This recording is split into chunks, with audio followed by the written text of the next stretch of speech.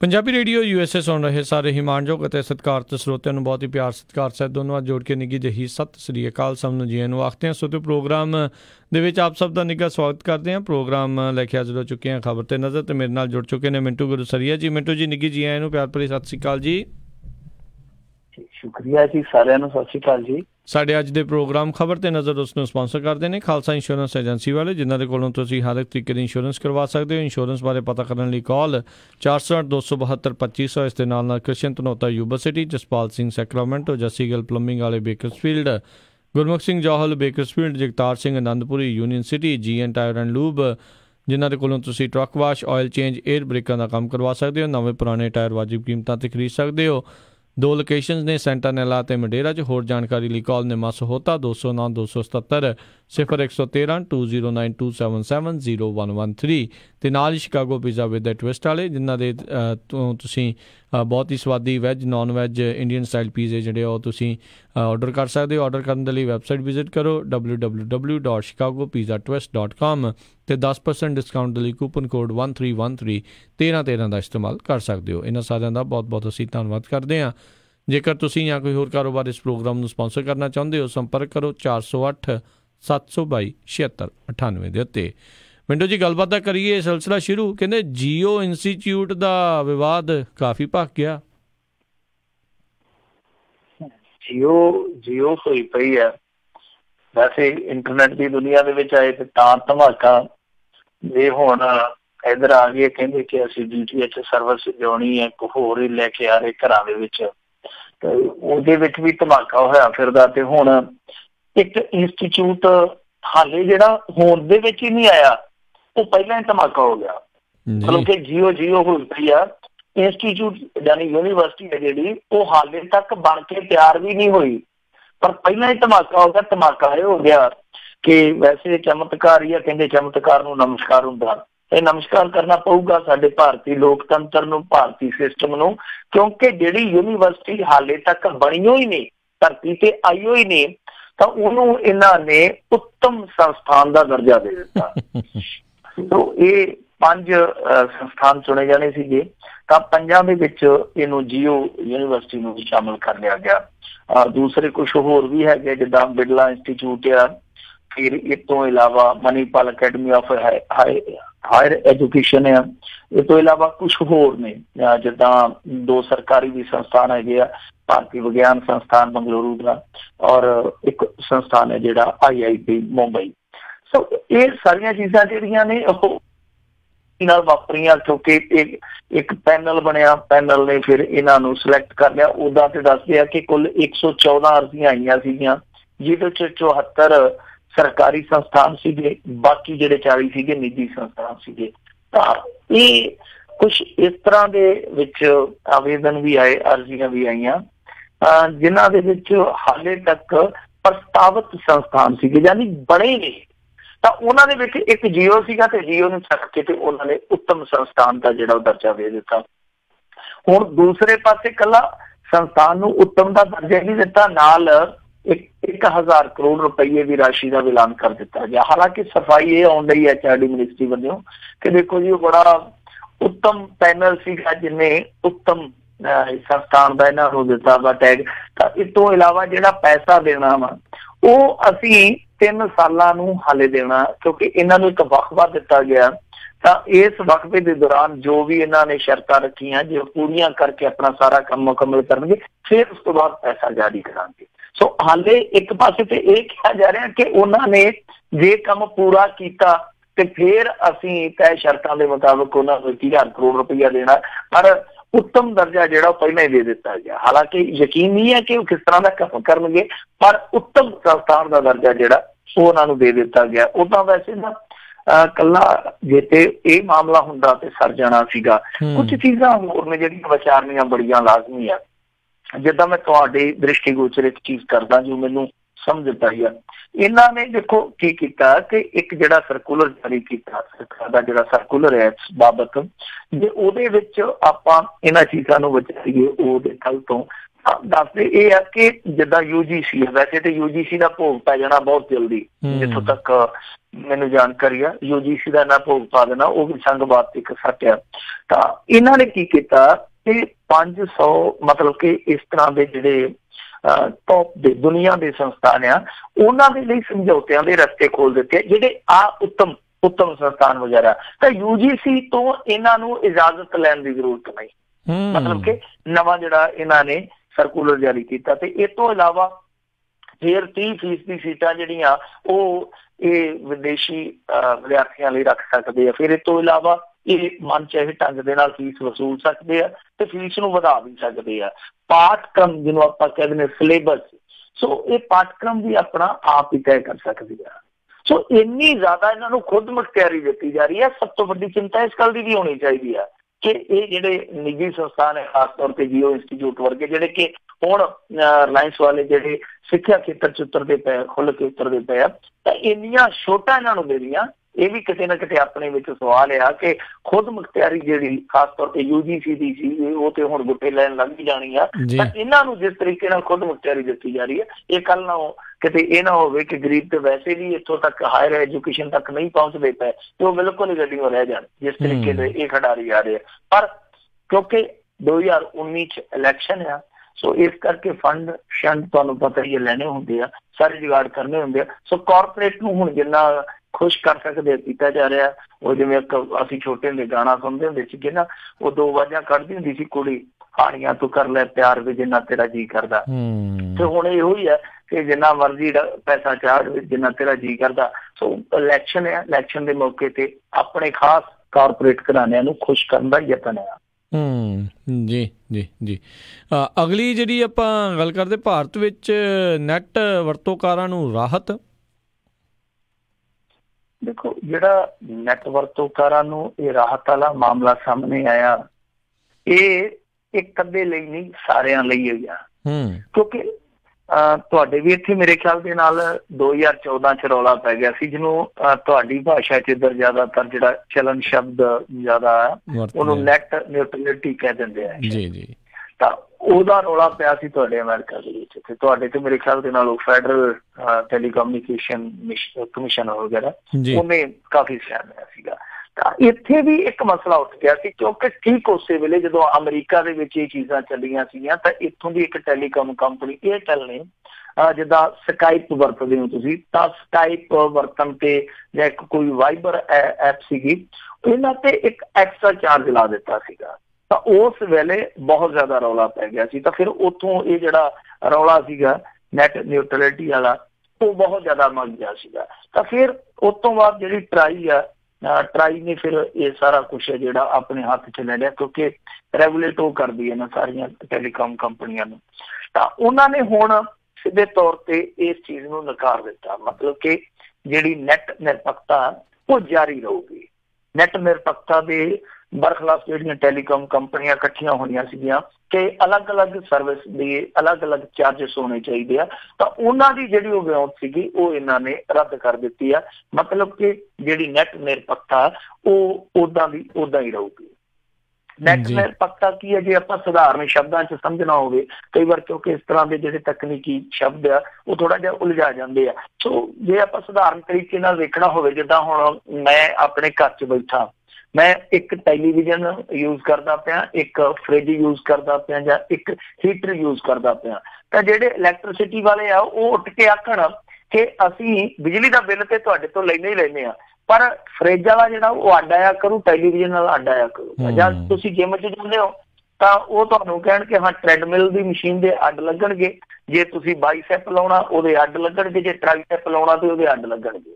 ਸੋ ਇਹ ਫੰਡਾ ਸੀਗਾ, ਤਾਂ ਇਹਨਾਂ ਨੇ ਇਹ ਰੱਦ ਕਰ ਦਿੱਤੀ ਹੈ ਜੋ ਕੰਪਨੀਆਂ ਦੀ ਵਿਉਂਤ ਸੀਗੀ, ਯਾਨੀ ਇਹ ਨੈਟ ਨਿਰਪੱਖਤਾ ਜਿਹੜੀ ਉਹ ਜਾਰੀ ਰਹੂਗੀ। ਨੈਟ ਨਿਰਪੱਖਤਾ ਦੇ ਨਾਲ ਇਹਨਾਂ ਨੇ ਇੱਕ ਚੀਜ਼ ਹੋਰ ਕਹੀ ਆ ਕਿ ਕਈ ਤੁਹਾਨੂੰ ਪਤਾ ਹੀ ਹੈ ਕਿ ਕੰਪੀਟੀਟਰ ਜਿਹੜੀਆਂ ਕੰਪਨੀਆਂ ਹੁੰਦੀਆਂ ਉਹਨਾਂ ਨੂੰ ਮਾਤ ਦੇਣ ਲਈ ਉਹਨਾਂ ਦੇ ਸਰਵਰ ਡਾਊਨ ਕਰ ਦਿੰਦੇ ਆ, ਸਪੀਡ ਘਟਾ ਦਿੰਦੇ ਆ। ਇਹਨਾਂ ਨੇ ਕਿਹਾ ਕਿ ਇਹ ਵੀ ਵਿਤਕਰਾ ਨਹੀਂ ਹੋਊਗਾ ਕਿਸੇ ਕੰਪਨੀ ਦੇ ਨਾਲ। ਸੋ ਦੂਜੀ ਚੀਜ਼ ਜਿਹੜੀ ਇੱਕ ਵੇਖਣ ਵਾਲੀ ਹੈ ਇਸ ਮਾਮਲੇ 'ਚ, ਚਲੋ ਨੈਟ ਨਿਰਪੱਖਤਾ ਜਿਹੜੀ ਉਹ ਤਾਂ ਠੀਕ ਆ, ਪਰ ਸਭ ਤੋਂ ਜ਼ਰੂਰੀ ਇਸ ਚੀਜ਼ ਨੂੰ ਅੱਜ ਦੇ ਦੌਰ 'ਚ ਆਪਾਂ ਮੰਨ ਸਕਦੇ ਹਾਂ ਕਿ ਪਿੰਡਾਂ ਦੇ ਵਿੱਚ ਜਦੋਂ ਤੱਕ ਤੇਜ਼ ਰਫ਼ਤਾਰ ਵਾਲਾ ਇੰਟਰਨੈਟ ਨਹੀਂ ਜਾਂਦਾ ਭਾਰਤ ਦੇ, ਉਦੋਂ ਤੱਕ ਭਾਰਤ ਜਿਹੜਾ ਉਹ ਗਤੀ ਨਹੀਂ ਫੜ ਸਕਦਾ ਵਿਕਾਸ ਦੇ ਮਾਮਲੇ 'ਚ, ਕਿਉਂਕਿ ਨੈਟ ਅੱਜ ਦੇ ਦੌਰ ਦੇ ਵਿੱਚ ਬਹੁਤ ਵੱਡੀ ਜ਼ਰੂਰਤ ਹੈ ਔਰ ਇਹਦੇ ਨਾਲ GDP ਜੁੜਦੀ ਆ। ਅੱਜ ਜੇ ਆਪਾਂ ਦੇਖੀਏ GDP ਵੱਧਦੀ ਆ, ਤੁਸੀਂ ਇੰਟਰਨੈਟ ਬੰਦ ਕਰ ਦਿਓ GDP ਦੇਖ ਲਓ ਕਿੱਥੇ ਡਿੱਗਦੀ ਆ। ਸੋ ਜੇ GDP ਦੇ ਵਿੱਚ ਹੋਰ ਵਾਧਾ ਕਰਨਾ ਤਾਂ ਇੰਟਰਨੈਟ ਦਾ ਵਿਸਤਾਰ ਕਰਨਾ ਪਊਗਾ, ਔਰ ਵਿਸਤਾਰ ਹੀ ਨਹੀਂ ਕਰਨਾ ਪਊਗਾ ਤੁਹਾਨੂੰ ਇਸ ਵਿਸ਼ਾਲ ਦੇਸ਼ ਦੀ ਵਿਸ਼ਾਲ ਆਬਾਦੀ ਨੂੰ ਇੱਕ ਹਾਈ ਸਪੀਡ ਦਾ ਨੈਟ ਦੇਣਾ ਪਊਗਾ। ਤੇ ਹਾਈ ਸਪੀਡ ਦਾ ਹਾਲ ਇਹ ਆ ਕਿ ਅਸੀਂ ਟੌਪ 10 ਦੇ ਵਿੱਚ ਵੀ ਨਹੀਂ, ਅਸੀਂ ਪਾਕਿਸਤਾਨ ਤੋਂ ਵੀ ਕਿਤੇ ਪਿੱਛੇ 88ਵੇਂ ਨੰਬਰ ਤੇ ਹਾਂ ਅਸੀਂ। ਜੀ ਜੀ ਜੀ। ਅਗਲੀ ਆਪਾਂ ਮਿੰਟੂ ਜੀ ਗੱਲ ਕਰਦੇ ਹਾਂ, ਸੁਪਰੀਮ ਕੋਰਟ ਨੇ ਵਿਆਹ ਸ਼ਾਦੀਆਂ ਦਾ ਖਰਚ ਦੱਸਣ ਨੂੰ ਲਾਜ਼ਮੀ ਕਰਨ ਦੀ ਦਿੱਤੀ ਸਲਾਹ। ਦੇਖੋ ਇਹ ਜੇ ਵੱਡਾ ਹੋ ਗਿਆ ਤੇ ਫਿਰ ਬੜਾ ਪੰਗਾ ਤਗੜਾ ਹੋ ਜਾਣਾ। ਕਿਉਂਕਿ ਵਿਆਹ ਸ਼ਾਦੀ ਦਾ ਜਿਹੜਾ ਖਰਚ ਆ ਉਹ ਸਾਰਾ ਗਣਾ ਕੇ ਸਾਨੂੰ ਦੱਸਣਾ ਪਿਆ ਕਰੂਗਾ ਕਿ ਅਸੀਂ ਇੰਨਾ ਖਰਚ ਕਰਨਾ, ਕੁੜੀ ਵਾਲਿਆਂ ਨੇ ਵੀ ਮੁੰਡੇ ਵਾਲਿਆਂ ਨੇ ਵੀ। ਹੁਣ ਜਿਹੜੇ ਸਾਡੇ ਵਾਲੇ ਤੇ ਕਰਾ ਚੁੱਕੇ ਸਾਡੇ ਵਰਗੇ ਤੇ ਉਹ ਤੇ ਠੀਕ ਠਾਕ ਆ, ਪਰ ਕੁਆਰਿਆਂ ਨੂੰ ਇੱਕ ਨਵਾਂ ਪੰਗਾ ਪੈ ਜਾਣਾ। ਆਪ ਇੱਥੇ ਜੇ ਯੋਗੀ ਆਦਿੱਤਿਆਨਾਥ ਨੇ ਇੱਕ ਹਦਾਇਤ ਜਾਰੀ ਕਰ ਦਿੱਤੀ ਸੀਗੀ ਕਿ ਜੇ ਤੁਸੀਂ ਉਹ ਬੈਂਡ ਵਾਜਾ ਵਜਾਉਣਾ, DJ ਵਗੈਰਾ ਵਜਾਉਣਾ ਤਾਂ ਤੁਹਾਨੂੰ ਪਰਮਿਸ਼ਨ ਲੈਣੀ ਪਊਗੀ। ਤੇ ਉਹ ਜਿਹੜੇ ਕੱਲੇ ਕਲਾਪੇ ਲਾੜੇ ਸੀਗੇ ਉਹ ਕਹਿੰਦੇ ਫਾਇ ਚੜੇ ਆ, SDM ਦੀ ਤਹਿਸੀਲ 'ਚ ਜਾ ਕੇ ਬੈਠੇ ਰਹਿੰਦੇ ਆ, SDM ਉੱਥੇ ਹੁੰਦਾ ਨੀਗਾ। ਫਿਕਰ ਇਹ ਪਿਆ ਕਿ ਅਸੀਂ ਇੱਧਰੋਂ ਬੈਂਡ ਵਾਜਿਆਂ ਦਾ ਪ੍ਰਬੰਧ ਕਰਦੇ ਕਰਦੇ ਪਿੱਛੋਂ ਕਿਤੇ ਘੋੜੀ ਚੜ੍ਹਨ ਤੋਂ ਨਾ ਰਹਿ ਜਾਈਏ, ਗੱਡੀ ਚੜ੍ਹਨ ਤੋਂ ਨਾ ਰਹਿ ਜਾਈਏ। ਖੈਰ ਇਸ ਤਰ੍ਹਾਂ ਦੀ ਹੁਣ ਇਹ ਜਿਹੜੀ ਆ ਪਲੈਨਿੰਗ ਹੋ ਰਹੀ ਆ। ਅਸਲ ਦੇ ਵਿੱਚ ਕਹਾਣੀ ਕੀ ਆ ਕਿ ਇੱਕ ਮਾਮਲਾ ਸੁਪਰੀਮ ਕੋਰਟ ਦੇ ਵਿੱਚ ਪਹੁੰਚਿਆ ਸੀਗਾ, ਜਿੱਥੇ ਇੱਕ ਬੀਬੀ ਨੇ ਦੋਸ਼ ਲਾਇਆ ਸੀਗਾ ਕਿ ਉਹਦਾ ਪਤੀ ਦਾਜ ਦੀ ਮੰਗ ਕਰਕੇ ਉਹਨੂੰ ਬਹੁਤ ਕੁੱਟਦਾ, ਮਾਰਦਾ ਜਾਂ ਤੰਗ ਕਰਦਾ ਜੀ। ਜਦ ਕਿ ਜਿਹੜੀ ਦੂਸਰੀ ਧਿਰ ਸੀਗੀ, ਮੁੰਡੇ ਵਾਲੀ ਧਿਰ, ਉਹ ਕਹਿੰਦੇ ਆ ਕਿ ਬੀਬੀ ਬਿਲਕੁਲ ਕੋਰਾ ਝੂਠ ਬੋਲਣ ਡਈ ਆ, ਅਸੀਂ ਕਦੇ ਵੀ ਇਸ ਤਰ੍ਹਾਂ ਦੀ ਮੰਗ ਨਹੀਂ ਕੀਤੀ। ਤਾਂ ਸੁਪਰੀਮ ਕੋਰਟ ਨੇ ਜਦੋਂ ਉਸ ਮਾਮਲੇ ਨੂੰ ਵਿਚਾਰਿਆ, ਸੁਣਵਾਈ ਕੀਤੀ, ਤਾਂ ਇਸੇ ਦੌਰਾਨ ਉਹਨਾਂ ਨੂੰ ਲੱਗਿਆ ਕਿ ਇਹ ਇਸ ਤਰ੍ਹਾਂ ਦੀਆਂ ਬਹੁਤ ਸਾਰੀਆਂ ਸ਼ਿਕਾਇਤਾਂ ਅੱਜ ਕੱਲ੍ਹ ਆਉਣ ਡਈਆਂ, ਜਿਹਦੇ ਵਿੱਚ ਇੱਕ ਧਿਰ ਇਲਜ਼ਾਮ ਲਾਉਂਦੀ ਆ, ਦੂਸਰੀ ਧਿਰ ਕਹਿੰਦੀ ਆ ਕਿ ਅਸੀਂ ਦਾਜ ਮੰਗਿਆ ਹੀ ਨਹੀਂ, ਸਾਨੂੰ ਇਹ ਕੁੜੀ ਹੈ ਜਿਹੜੀ ਉਹ ਬਿਲਕੁਲ ਝੂਠਿਆਂ ਫਸਾਈ ਜਾਂਦੀ ਆ। ਤਾਂ ਇਹਨਾਂ ਨੇ ਫਿਰ ਹੁਣ ਸੁਪਰੀਮ ਕੋਰਟ ਵਾਲਿਆਂ ਨੇ ਕੇਂਦਰ ਸਰਕਾਰ ਨੂੰ ਇੱਕ ਮਸ਼ਵਰਾ ਦਿੱਤਾ, ਕਿ ਸਲਾਹ ਦਿੱਤੀ ਆ। ਉਹ ਕਹਿੰਦੇ ਆ ਕਿ ਕਿਉਂ ਨਾ ਇੱਕ ਤੁਸੀਂ ਇਹੋ ਜਿਹਾ ਪ੍ਰਬੰਧ ਇਜਾਦ ਕਰੋ ਜਿਹਦੇ ਵਿੱਚ ਦੋਵਾਂ ਪਾਸਿਆਂ ਦਾ ਖਰਚਾ ਜਿਹੜਾ ਉਹ ਮੈਰਿਜ ਆਫਿਸਰ ਦੇ ਕੋਲ ਲਿਖਤੀ ਰੂਪ ਦੇ ਵਿੱਚ ਦਿੱਤਾ ਜਾਵੇ, ਉਹਦਾ ਬਿਊਰਾ ਦਿੱਤਾ ਜਾਵੇ। ਔਰ ਇਸ ਤੋਂ ਇਲਾਵਾ ਨਾਲ ਉਹਨਾਂ ਨੇ ਇਹ ਵੀ ਗੱਲ ਕਹੀ ਆ ਕਿ ਕੁੜੀ ਦਾ ਜਿਹੜਾ ਤੈਅਸ਼ੁਦਾ ਖਰਚਾ ਉਹ ਉਹਦੇ ਹਿੱਸੇ 'ਚ ਯਾਨੀ ਉਹਦੇ ਬੈਂਕ ਖਾਤੇ 'ਚ ਪਾ ਦਿੱਤਾ ਜਾਵੇ, ਤਾਂ ਕਿ ਜਦੋਂ ਵੀ ਜ਼ਰੂਰਤ ਹੋਵੇ ਉਹ ਵਰਤੇ। ਔਰ ਤੀਜੀ ਚੀਜ਼ ਉਹਨਾਂ ਨੇ ਕਹੀ ਆ ਕਿ ਜੇ ਸਭ ਕੁਛ ਹੋ ਗਿਆ, ਮੰਨ ਲਓ ਜੇ ਤੁਸੀਂ ਚੰਗਾ ਕਾਨੂੰਨ ਲੈ ਆਉਂਦੇ ਹੋ, ਚੰਗਾ ਕਾਨੂੰਨ ਬਣਾ ਲੈਂਦੇ ਹੋ, ਨੇਮ ਤਰੀਕੇ ਤੁਹਾਡੇ ਸਹੀ ਰਹਿੰਦੇ ਆ, ਤਾਂ ਫਿਰ ਇਹਦੇ ਵਿੱਚ ਹੈ ਕਿ ਜਿਹੜੀਆਂ ਝੂਠੀਆਂ ਸ਼ਿਕਾਇਤਾਂ, ਫਾਲਸ ਕੰਪਲੇਂਟਸ ਹੁੰਦੀਆਂ ਜਿਹੜੀਆਂ, ਤਾਂ ਉਹ ਬਹੁਤ ਜਲਦੀ ਪਛਾਣੀਆਂ ਜਾ ਸਕਣਗੀਆਂ ਕਿ ਕਿਹੜੀ ਧਿਰ ਝੂਠ ਬੋਲਦੀ ਆ। ਸੋ ਇਸ ਪ੍ਰਪੋਜ਼ਲ ਨੂੰ ਕੇਂਦਰ ਸਰਕਾਰ ਨੇ ਪੋਜ਼ਿਟਿਵਲੀ ਲਿਆ। ਇਹ ਕਹਿੰਦੇ ਜੀ ਕਿ ਠੀਕ ਆ, ਅਸੀਂ ਬਹੁਤ ਜਲਦੀ ਅੱਗੇ ਜਾ ਕੇ ਆਪਣੇ ਜਿਹੜੇ ਕਾਨੂੰਨਦਾਨ ਆ, ਸਾਡੇ ਜਾਂ ਕਾਨੂੰਨੀ ਮਾਹਰ ਆ, ਵੈਸੇ ਇਹਨਾਂ ਦੇ ਕੋਲ ਲਾਅ ਕਮਿਸ਼ਨ ਹੁੰਦਾ, ਲਾਅ ਅਫਸਰ ਹੁੰਦੇ ਆ, ਇਹ ਕਹਿੰਦੇ ਆ ਜਿਹੜੇ ਸਾਡੇ ਕਾਨੂੰਨੀ ਮਾਹਰ ਆ, ਅਸੀਂ ਉਹਨਾਂ ਤੋਂ ਇਹ ਰਾਇਸ਼ੁਮਾਰੀ ਕਰਵਾਉਣੇ ਆ ਕਿ ਕੀ ਕੀਤਾ ਜਾਣਾ ਚਾਹੀਦਾ। ਤਾਂ ਇਹ ਜੇ ਹੋ ਜਾਂਦਾ ਤਾਂ ਫਿਰ ਦੋਨਾਂ ਧਿਰਾਂ ਨੂੰ ਆਪੋ ਆਪਣਾ ਖਰਚਾ ਜਿਹੜਾ ਉਹ ਲਿਖਤੀ ਰੂਪ ਦੇ ਵਿੱਚ ਉੱਥੇ ਦੇਣਾ ਪਊਗਾ। ਖੈਰ ਇਹ ਠੀਕ ਆ ਕਿ ਕਾਨੂੰਨੀ ਨੁਕਤੇ ਨਿਗਾਹ ਤੋਂ ਇਹ ਚੀਜ਼ਾਂ ਜਿਹੜੀਆਂ ਉਹ ਚੰਗੀਆਂ ਹੋ ਸਕਦੀਆਂ, ਅੱਗੇ ਜਾਂ ਮੰਦੀਆਂ ਹੋ ਸਕਦੀਆਂ, ਨਫੇ ਹੋ ਸਕਦੇ, ਘਾਟੇ ਹੋ ਸਕਦੇ ਆ, ਪਰ ਮੈਂ ਸਮਝਦਾ ਕਿ ਇਹਨਾਂ ਸਾਰੀਆਂ ਚੀਜ਼ਾਂ ਨੂੰ ਜੇ ਇੱਕ ਚੀਜ਼ ਕੋਈ ਮਾਤ ਦੇ ਸਕਦੀ ਆ ਜਾਂ ਇੱਕ ਚੀਜ਼ ਜਿਹੜੀ ਆ ਉਹ ਇਹਨਾਂ ਚੀਜ਼ਾਂ ਨੂੰ ਰੱਦ ਕਰਕੇ ਇੱਕ ਚੰਗਾ ਸਮਾਜ ਕਰ ਸਕਦੀ ਆ, ਉਹ ਆ ਚੰਗੀ ਤਾਲੀਮ। ਸਾਡੀ ਗੁਣਵੱਤਾ ਵਾਲੀ ਜਿਹੜੀ ਹਾਇਰ ਐਜੂਕੇਸ਼ਨ ਆ, ਜੇ ਉਹ ਹਰੇਕ ਸ਼ਖਸ ਕੋਲ ਪਹੁੰਚ ਜਾਵੇ, ਹਰੇਕ ਸ਼ਖਸ ਆ ਜਿਹੜਾ ਉਹ ਚੇਤਨ ਹੋ ਜਾਵੇ, ਜਾਗਰਤੀ ਆ ਜਾਵੇ, ਤਾਂ ਮੇਰੇ ਖਿਆਲ ਦੇ ਨਾਲ ਕਾਨੂੰਨ ਬਣਾਉਣ ਦੀ ਜ਼ਰੂਰਤ ਨਹੀਂ ਪਵੇਗੀ। ਜੇ ਇਨਸਾਨ ਆਪਣੇ ਤੌਰ ਤੇ ਪੜ੍ਹ ਲਿਖ ਕੇ ਚੰਗੀ ਸੋਚ ਦਾ ਧਾਰਨੀ ਬਣ ਜਾਵੇ ਤਾਂ ਬਹੁਤ ਸਾਰੀਆਂ ਬੁਰਾਈਆਂ, ਮੈਂ ਕਹਿੰਦਾ ਕਿ ਬਹੁਤ ਸਾਰੀਆਂ ਬੁਰਾਈਆਂ, ਦਾਜ ਦੇ ਜੇ ਤੇ ਸਭ ਛੱਡੋ, ਹੋਰ ਵੀ ਚੋਰੀ ਚਕਾਰੀ, ਬਹੁਤ ਸਾਰੀਆਂ ਚੀਜ਼ਾਂ ਜਿਹੜੀਆਂ ਸਮਾਜ 'ਚ ਘਟਾਈਆਂ ਜਾ ਸਕਦੀਆਂ। ਸੋ ਸਭ ਤੋਂ ਜਿਹੜੀ ਬੁਨਿਆਦੀ ਚੀਜ਼ ਇਸ ਸਮੇਂ ਇੰਡੀਆ ਦੇ ਵਿੱਚ ਜ਼ਰੂਰੀ ਹੈ ਗੁਣਵੱਤਾ ਵਾਲੀ ਸਿੱਖਿਆ, ਉਸ ਪਾਸੇ ਕੋਈ ਧਿਆਨ ਨਹੀਂ ਦੇ ਰਿਹਾ। ਹਾਇਰ ਐਜੂਕੇਸ਼ਨ ਦੀ ਆਪਾਂ ਗੱਲ ਕਰਦੇ ਹਾਂ, ਜਿਵੇਂ ਮੈਂ ਤੁਹਾਨੂੰ ਦੱਸਿਆ ਕਿ UGC ਦਾ ਭੋਗ ਪਾਇਆ ਜਾ ਰਿਹਾ, ਉਹਦੀ ਥਾਂ ਤੇ ਇੱਕ ਕਮਿਸ਼ਨ ਲਿਆ ਜਾ ਰਿਹਾ, ਔਰ ਉਸ ਕਮਿਸ਼ਨ ਦੇ ਵਿੱਚ ਕੇਂਦਰ ਸਰਕਾਰ ਬੰਦੇ ਅਪੁਆਇੰਟ ਕਰੂਗੀ ਤਾਂ ਆਪਣੇ ਹਿਸਾਬ ਕਿਤਾਬ ਨਾਲ ਯੂਨੀਵਰਸਿਟੀਆਂ ਚਲਾਊਗੀ। ਯੂਨੀਆਂ ਜਦੋਂ ਇਹਨਾਂ ਦੇ ਹਿਸਾਬ ਨਾਲ ਚੱਲਣਗੀਆਂ ਤੇ ਤੁਹਾਡੇ ਹਿਸਾਬ ਨਾਲ ਫਿਰ ਤੁਹਾਨੂੰ ਪਤਾ ਲੱਗ ਹੀ ਜਾਣਾ ਕਿ ਕਿੰਨੇ ਕੁ ਗਰੀਬ ਬੰਦੇ ਆ, ਜਿਹੜੇ ਗਰੀਬ ਬੱਚੇ ਆ ਜਿਹੜੇ ਉਹ ਉੱਚ ਅਹੁਦਿਆਂ ਤੱਕ ਪਹੁੰਚਿਆ ਕਰਨਗੇ। ਜੀ ਜੀ ਜੀ। ਅਗਲੀ ਆਪਾਂ ਗੱਲ ਕਰੀਏ, ਕਹਿੰਦੇ ਗੈਂਗਸਟਰ ਦਿਲਪ੍ਰੀਤ ਬਾਰੇ ਇੱਕ ਹੋਰ ਹੈਰਾਨਕੁਨ ਖੁਲਾਸਾ ਹੋਇਆ।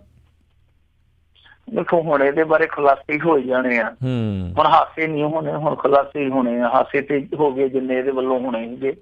ਤਾਂ ਉਹਨੇ ਪੜ੍ਹਿਆ ਗਿਆ ਮੀਡੀਆ ਦੇ 4-5 ਇੱਥੇ ਪੋਰਟਲ ਚੱਲਦੇ ਆ ਸਾਡੇ, ਉਹਨਾਂ ਦੇ ਹੱਥ ਇਸ ਤਰ੍ਹਾਂ ਦਾ ਕਦੇ ਮੁੱਦਾ ਲੱਗ ਜਾਂਦਾ ਤੇ ਫਿਰ ਝੰਗਾੜੇ ਕੱਢ ਦਿੰਦੇ ਆ ਮੁੱਦੇ ਦੇ। ਪਰ ਰਹਿ ਕੇ ਖਬਰਾਂ ਜਿਹੜੀਆਂ ਉਹ ਆਉਂਦੀਆਂ ਪਈਆਂ, ਕੁਛ ਖਬਰਾਂ ਜਿਹੜੀਆਂ ਉਹ ਇਸ ਤਰ੍ਹਾਂ ਦਾ ਧਿਆਨ ਮੰਗਦੀਆਂ ਜੋ ਧਿਆਨ ਪਹਿਲਾਂ ਦੇਣਾ ਚਾਹੀਦਾ ਸੀਗਾ ਪੁਲਿਸ ਨੂੰ। ਹੁਣ ਇਹਦੇ ਬਾਰੇ ਅੱਜ ਜੋ 2 ਚੀਜ਼ਾਂ ਜਿਹੜੀਆਂ ਇਨਵੈਸਟੀਗੇਸ਼ਨ ਟੀਮ ਦੇ ਹਵਾਲੇ ਨਾਲ ਆ ਰਹੀਆਂ, ਹਾਲਾਂਕਿ ਜਿਸ ਬੰਦੇ ਨੇ ਦੱਸਿਆ ਉਹ ਇਨਵੈਸਟੀਗੇਸ਼ਨ ਟੀਮ ਦਾ ਹਿੱਸਾ ਕਲੇਮ ਕੀਤਾ ਜਾ ਰਿਹਾ ਮੀਡੀਆ ਵੱਲੋਂ ਕਿ ਸਾਨੂੰ ਸੂਤਰ ਨੇ ਦੱਸਿਆ, ਪਰ ਨਾਂ ਨਹੀਂ ਦੱਸਿਆ ਜਾ ਰਿਹਾ ਕਿਉਂਕਿ ਕਈ ਵਾਰ ਇਹ ਮਾਮਲੇ ਜਿਹੜੇ ਉਹ ਗੁਪਤ ਰੱਖੇ ਜਾਂਦੇ ਆ।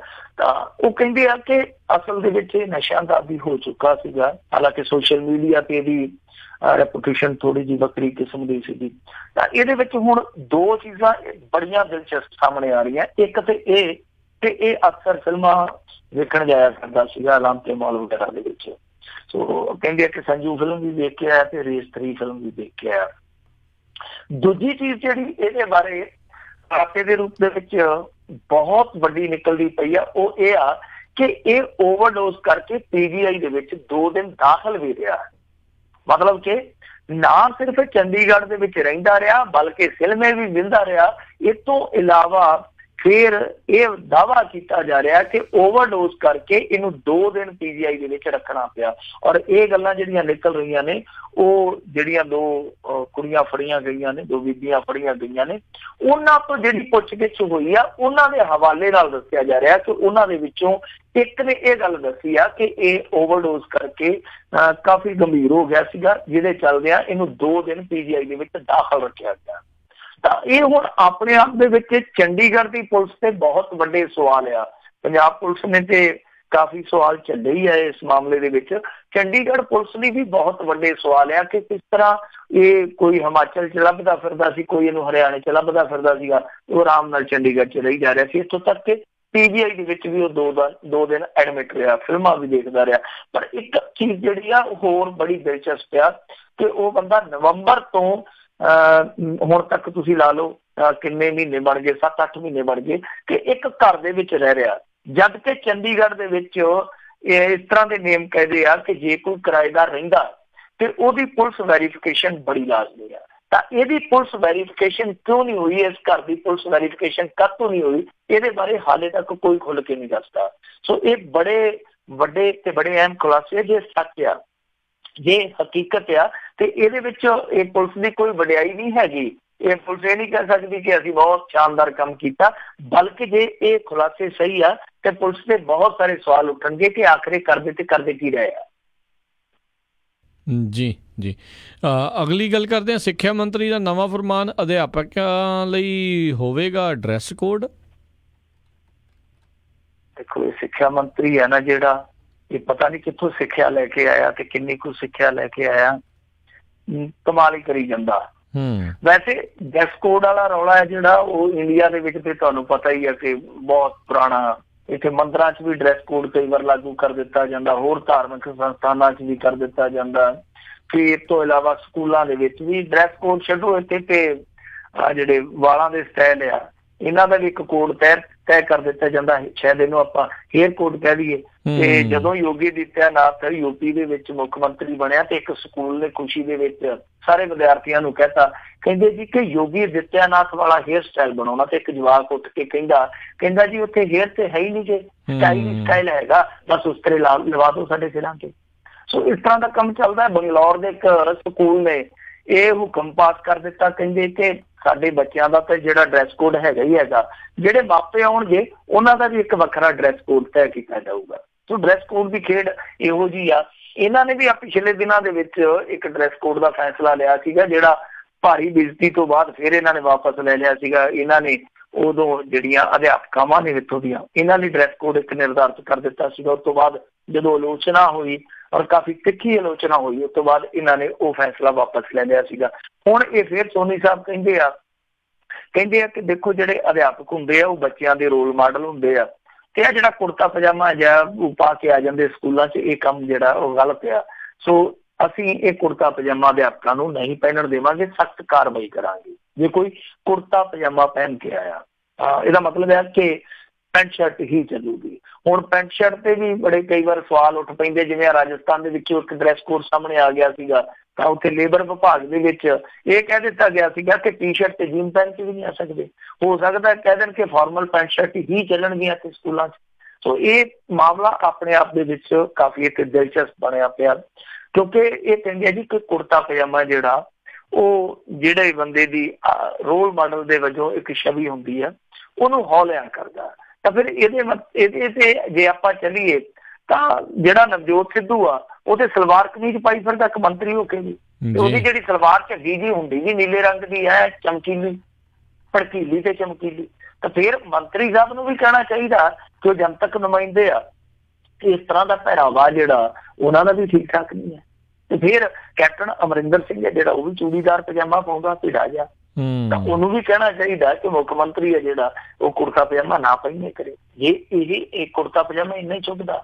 ਔਰ ਦੇਖੋ ਇਹ ਪਤਾ ਨਹੀਂ ਸਮਝ ਤੋਂ ਪਰੇ ਦੀ ਗੱਲ ਆ ਕਿ ਜਿੱਦਾਂ ਉਹ ਕਹਿੰਦੇ ਹੁੰਦੇ ਨਾ ਪੰਜਾਬੀ 'ਚ ਕਿ ਸੱਟ ਗੋਡੇ ਤੇ ਆ ਪੱਟੀ ਮੋਢੇ ਤੇ ਆ, ਇਹ ਸੱਟ ਗੋਡੇ ਤੇ ਲੱਗੀ ਹੋਈ ਆ।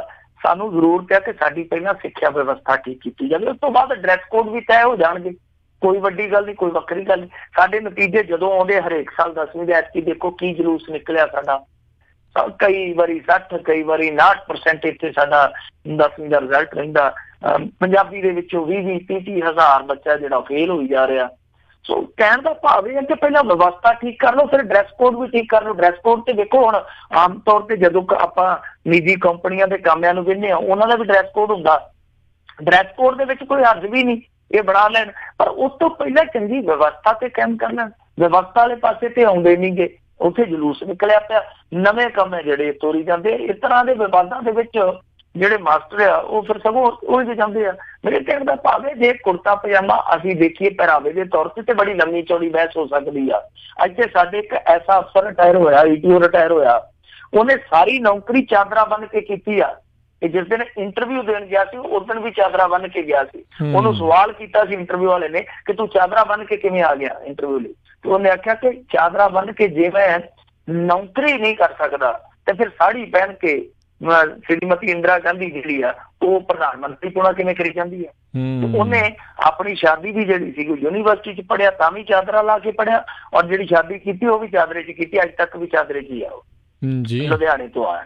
ਸੋ ਇੱਥੇ ਜਿਹੜੇ ਧੋਤੀ ਵਾਲੇ ਕਿੰਨੇ ਪ੍ਰਧਾਨ ਮੰਤਰੀ ਰਹੇ, ਅਟਲ ਬਿਹਾਰੀ ਵਾਜਪਾਈ, ਫਿਰ ਤੋਂ ਇਲਾਵਾ ਹੋਰ ਕਿੰਨੇ ਰਵਾਇਤੀ ਪਹਿਰਾਵੇ ਵਾਲੇ ਪ੍ਰਧਾਨ ਮੰਤਰੀ ਰਹੇ, ਲਾਲ ਬਹਾਦਰ ਸ਼ਾਸਤਰੀ।